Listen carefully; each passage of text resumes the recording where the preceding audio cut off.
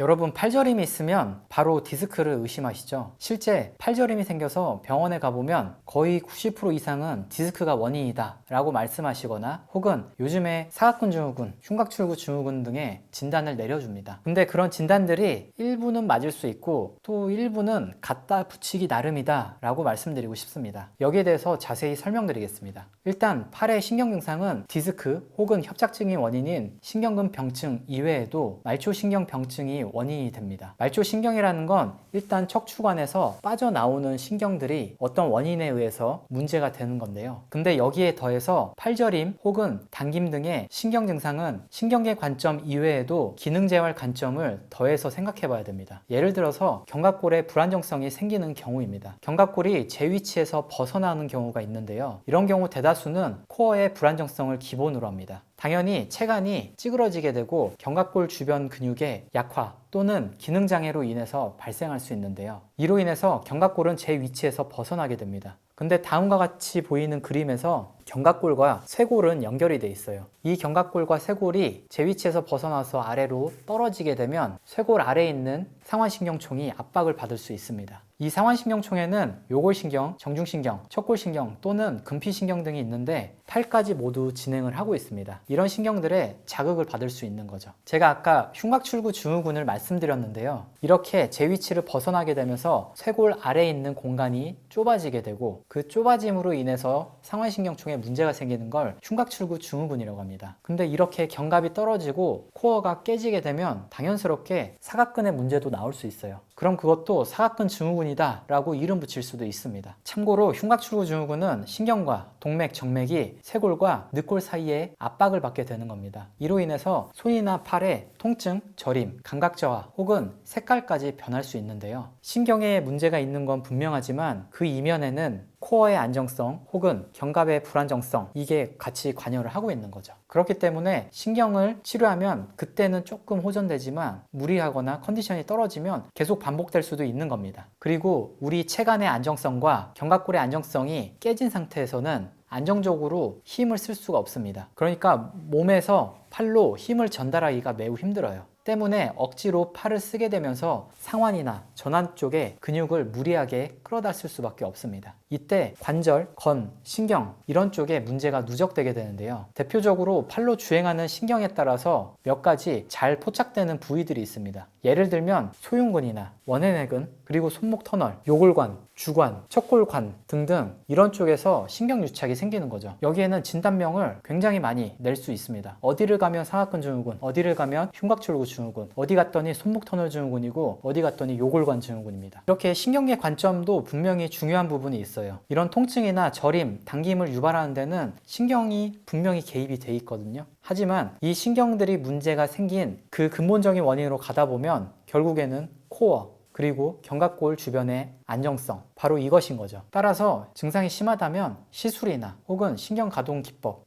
마사지가 될 수도 있고 약이 필요할 수 있습니다. 그리고 거기와 더불어서 꼭 기능재활 관점으로 보고 낮은 부하의 운동을 통해서 서로 국소 근육 간의 협응을 꼭 만들어 주셔야 안정적인 생활이 가능하게 됩니다. 네, 이 증상은 실제로 굉장히 많은 분들이 갖고 계십니다. 심지어 의사분들도 대부분 갖고 있는 증상이에요. 물론 증상이 심할 때는 간단한 시술을 통해서 증상을 가라앉힌 상태로 잘 생활하실 수 있습니다. 하지만 계속 반복되고 증상이 어떤 시술로도 잘 잡히지 않는다면 꼭 이런 관점에서 생각해 보시고 증상들을 안정화시킬 수 있는 방식을 찾으시려고 노력해 주셔야 됩니다. 그럼 지금까지 펜랩이었습니다.